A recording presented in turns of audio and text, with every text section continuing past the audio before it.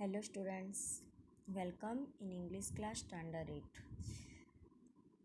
Unit 5 The Tiger's Claw यानी tiger के पंजे. Now you have a activity 1. Imagine the following situation. Write down what you would to share your points with your teacher and classmate. मतलब कि आप क्या करोगे, ऐसी जो सिचुएशन नीचे दी गई है इस सिचुएशन के अंदर आप क्या करोगे ये आपको बताना है. Number 1, you are sitting in the garden on a bench watching the children playing. You look up and this is what you see. आप गार्डन के अंदर बेंच पर बैठे हो और आपने बच्चों को खेलते हुए प्लेइंग करते हुए देखा. तो आप ऐसी सिचुएशन में क्या करोगे. I see the snake and I started running, the snake following me. मैंने क्या किया, मैंने यहाँ पे आंसर राइट करके रखा है पहले से. तो मैंने स्नैक को देखा और मैं रनिंग करने लगा और स्नैक जो है वो मुझे फॉलोइंग मतलब मेरा पीछा करने लगा. यहाँ पे आप अदर सेंटेंस भी आप अपने अकॉर्डिंग राइट कर सकते हो. आप ये भी राइट सकते हो, I will call snake charmer, I will say students to go from the garden. Okay. Number 2, you are bending and looking under the bed, helping your grandfather find his sandals. This is what jumps over your hands. आप क्या करते हैं कि आप bed के नीचे झुकते हैं और कुछ फाइंड करते हैं. क्या फाइंड करते हैं? Your grandfathers find his sandal. आपके ग्रैंडफादर जो हैं वो सैंडल फाइंड कर रहे हैं.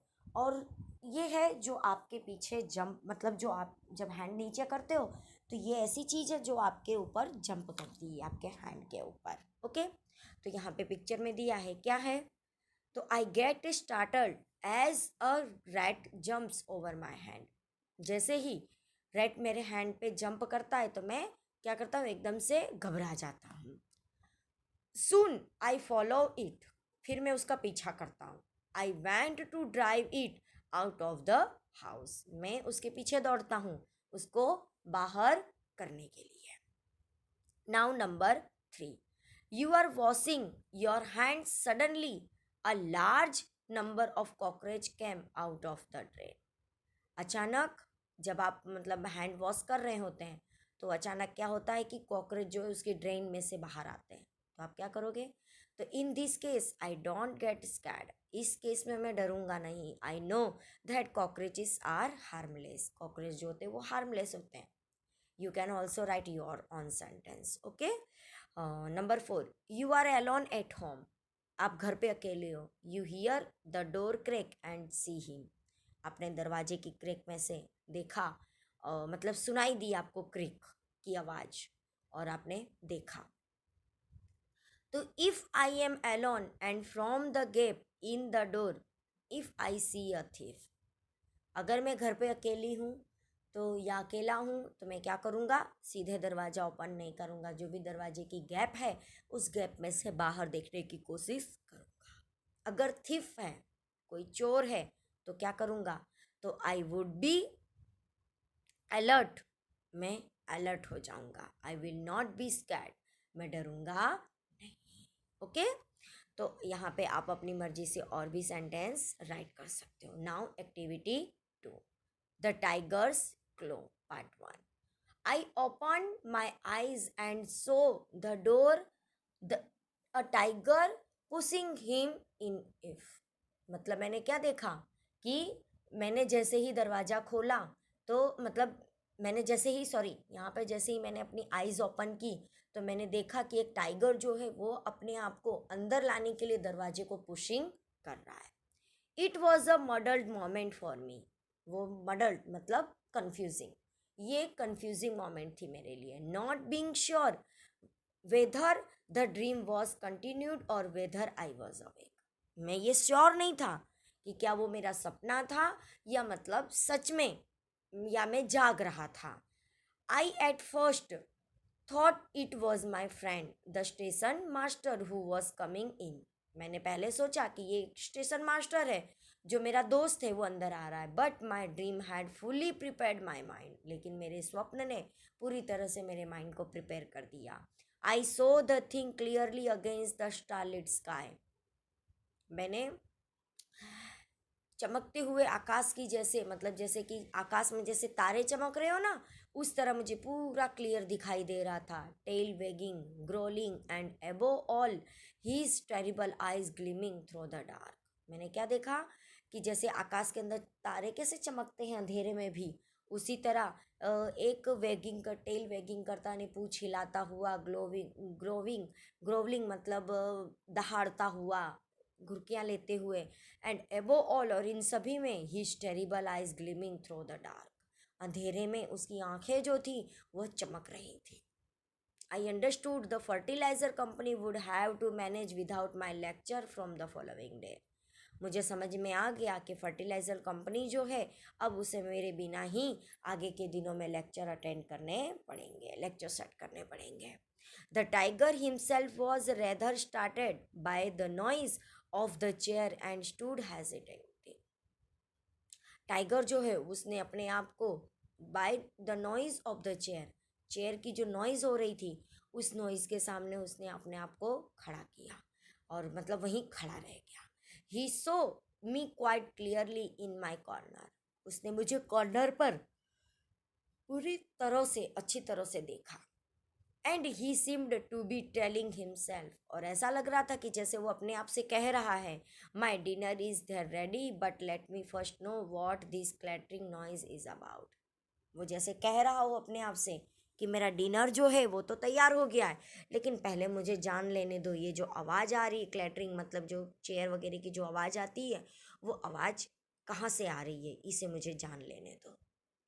Number 2 paragraph, somehow wild animals are less afraid of beings than they are of piece of furniture like chairs and tables, जब जब वाइल्ड एनिमल्स से मतलब लेस अफ्रेड ऑफ बीइंग्स, ऐसे इस तरह से मतलब जो भी वाइल्ड एनिमल्स हैं उनसे ऐसी सिचुएशन में डरना नहीं चाहिए जब आपके पास में फर्नीचर का कोई भी टेबल या चेयर हो।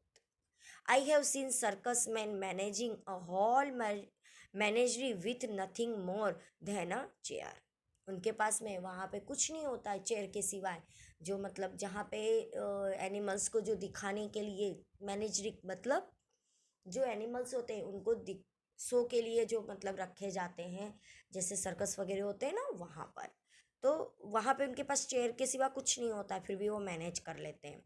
God give us such recollections in order to save us the critical moment, भगवान ने हमें बहुत सारी चीज़ें ऐसी दी हैं जब ऐसी क्रिटिकल मोमेंट आती है उस समय हमें बचने के लिए।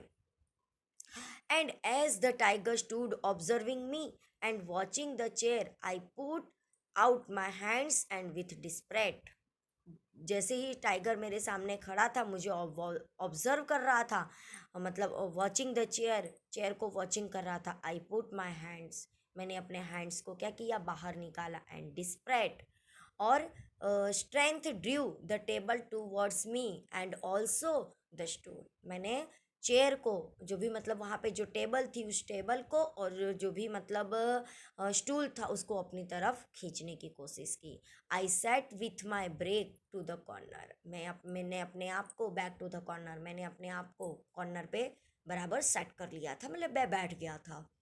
द टेबल वेग्ड in nicely with the corner, table जो है वो पूरी तरह से कॉर्नर में सेट हो गया था, अच्छी तरह से मैंने उसको प्रॉपरली अरेंज कर लिया था।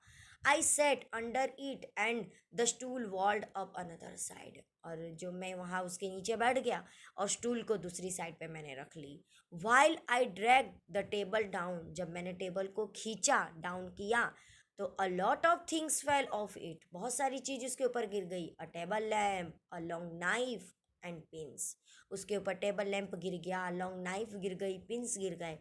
From my shelter I peep at the tiger who was also watching me with interest, मैंने आई पिप्ड मतलब कि गर्दन बाहर करके थोड़ा सा झांकना, तो मैं झांकने लगा। टाइगर को देखने लगा, जो मुझे बहुत ही इंटरेस्टली देख रहा था.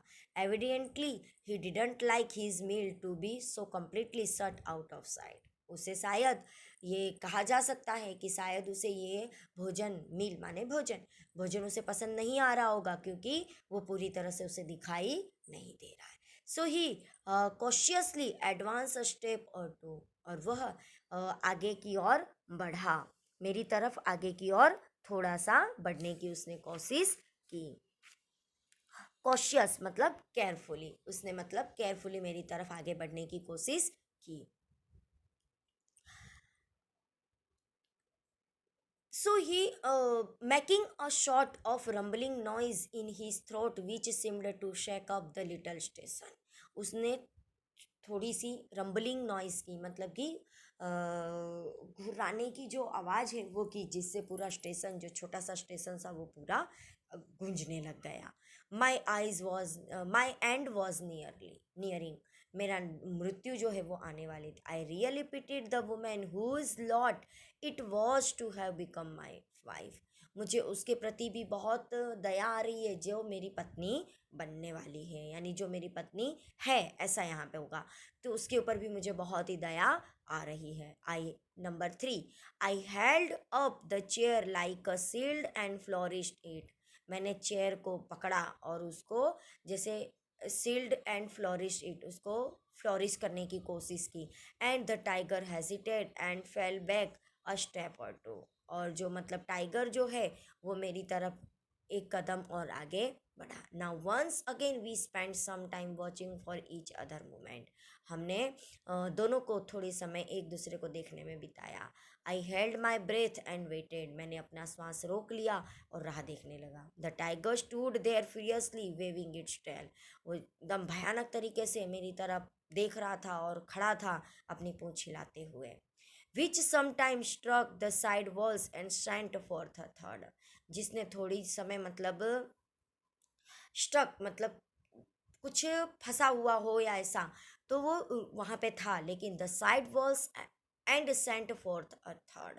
और अचानक कुछ दीवार पर से गिरा जोर से. He suddenly crouch down without taking his eyes off me. वो वहाँ से थोड़ा सा हिला, लेकिन उसने अपनी आंखें मेरी तरफ से हटाई नहीं. And scratch the floor with his claw. उसने अपने पंजों से जमीन को खींचने की कोशिश, मतलब जमीन पे पंजे मारे. He is sharpening them for me. वो मेरे लिए बहुत ही शार्प थे. I told myself. मैंने अपने आप से कहा. The little sack had already acquired the smell of a so. मैंने देखा कि the little shake had already acquired, मतलब यहाँ पे कुछ शेकिंग चाहिए, मतलब कुछ ऐसा डालने के लिए चाहिए कि जैसे मतलब जू में जो स्मेल आती है ना, उसको हटाते हैं वो.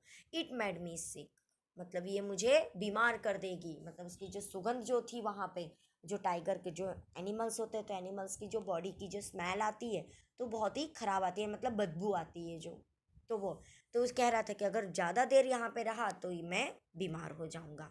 The tiger kept scratching the floor with his four paws. उसने अपने आगे वाले पंजों से ज़मीन पर स्क्रैचिंग करना शुरू किया. It was the most hideous sound you could think of. बहुत ही भयानक आवाज़ थी, आप सोच सकते हो कैसी होगी. Now you have a activity 3. Match words in column A with their meaning in column B. यहाँ पे आपको मैंने ए कॉलम के अंदर नंबर्स मैंने डाल दिए हैं. जैसे मॉडल में मैंने 1 2 ऐसे इस तरह 1 2 3 4 5 6 7 8 9 किया है, और सामने उसके बी में आंसर्स दिए हैं. तो जो भी मॉडल्स का जो आंसर है, तो उसके आंसर के सामने मैंने मॉडल का नंबर 1 डाला हुआ है. Okay, you can see muddled का आंसर क्या होगा, कंफ्यूज और bewildered. ओके. Number 2 starlit. तो स्टारलिट का क्या होगा, lit by stars. Number 3 wagging. तो वेगिंग का होगा moving rapidly to and fro. Number 4 gleaming. तो ग्लिमिंग का हो जाएगा शाइनिंग और पॉलिश्ड. नंबर 5 क्लैटरिंग. तो क्लैटरिंग का हो जाएगा a loud rattling sound as hard object falling or striking with each other. Number 6 menagerie. तो मैनेजरी का मतलब क्या होगा, a collection of wild animals kept privately और फॉर द पब्लिक टू सी. ऐसी प्राइवेटली या पब्लिक के लिए जो सी करने के लिए, मतलब उनको दिखाने के लिए रखा जाता है, ऐसी जगह. रंबलिंग. तो रम्बलिंग का मीनिंग क्या होगा? डीप एंड इकोइंग साउंड, जो इकोइंग साउंड होता है ना उसको बोलते हैं। और क्लो, क्लो का मतलब क्या होगा? नंबर 8 क्लो, तो क्लो का curved and pointed nails of some mammal, बराबर। और उसके बाद में 9 हिडियस, तो हिडियस का क्या होगा? अगली। Okay, now your activity 3 complete, you have a activity 4। In activity 4 you have some question answers. These questions answers are you have to write this with yourself, okay, by yourself. What words has the author used to describe the moment? I will explain you, okay, how you write. What word has the author used to describe the moment? Moment को describe करने के लिए उन्होंने कौन सा word use किया था? तो मडल, मडल मतलब कंफ्यूज, कंफ्यूजिंग बताया था ना उसने। Number 2, why has he use this describing word और एडजेक्टिव? ऐसा वर्ड और एडजेक्टिव उन्होंने क्यों यूज़ किया था? तो क्यों यूज़ किया था उन्होंने ये वर्ड? तो उसका हम राइट कर सकते हैं कि ये एडजेक्टिव उसने इसलिए किया था क्योंकि उसको कंफ्यूजिंग लग रहा था, कि उसे ये नहीं समझ में आ रहा था कि उसने आइज़ ओपन की हुई है, मतलब उसने ड्रीम देखा है, या मतलब वो अवेक है, जग रहा है, या मतलब उसने स्वप्न में देखा है। So okay, now number 3, which two statement suggest that the narrator is sure that the tiger is going to kill him? ऐसा कौन से दो स्टेटमेंट हैं जिससे आप बता सकते हो कि नरेटर कहते हैं कि अब उनकी मृत्यु है, वो उनको मार डालेगा? तो नंबर 1 जो है वो ये हो सकता है कि आई अंडरस्टूड द फर्टिलाइज़र कंपनी, जो उन्होंने ये बोला था ना कि मुझे ऐसा लग रहा है कि अब फर्टिलाइज़र कंपनी को मेरे सिवा ही किसी और को मतलब हायर करना पड़ेगा, या मेरे बिना ही लेक्चर्स लेने पड़ेंगे। और सेकंड है कि my dinner is there ready, but वाला जो सेंटेंस है कि पहले मुझे let me see what is the sound of this clattering, है ना? तो ये वाली सेंटेंस दोनों हम राइट कर सकते हैं। Now number 4, how was the tiger approaching his prey? वो अपने जो भी मतलब उसका जो प्रे, प्रे माने जो भी उसकी खुराक है, जो भी खाना है, उसकी तरफ वो कैसे बढ़ेगा? तो the tiger was approaching his prey, वो अपने प्रे पर कैसे बढ़ेगा? Waving its tail and growling, वो कैसे बढ़ रहा था आगे? अपनी पूंछ हिलाते हुए और ग्रोलिंग करते हुए। Okay, now in back side paragraph number 2 से क्वेश्चन आंसर से give, God give us such collections in order to save us critical moment. जब ऐसा नरेटर बोलते हैं कि भगवान ने हमें बहुत सारी ऐसी रिकलेक्शंस दिए हुए हैं जिससे हम ऐसे क्रिटिकल मोमेंट से बच सकते हैं, तो वो कौन कौन सी चीज़ें हैं? तो उसमें आपको बताना है कि जैसे कि वहाँ पे जो भी आइडियाज़ उसको आ रहे थे टेबल्स के लिए, है ना, और भी कई चीज़ें वो रिमेम्बर्ड कर रहा था, तो वो सब वहाँ पे आपको आइडियाज़ राइट करने हैं। I really pitied the women who lot it was to become my wife. तो who is the women to pity, to be pitied? कौन है वुमेन जो मतलब उनके ऊपर दया आनी चाहिए? तो द नरेटर्स ऑन वाइफ, उनकी खुद की वाइफ हैं। Why is she to be pitied? क्यों उनके ऊपर होना चाहिए?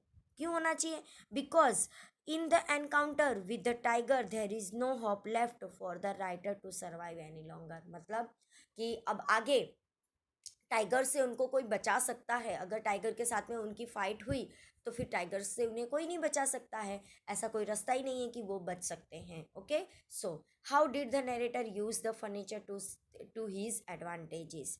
उन्होंने कैसे मतलब वो फर्नीचर का यूज़ किया?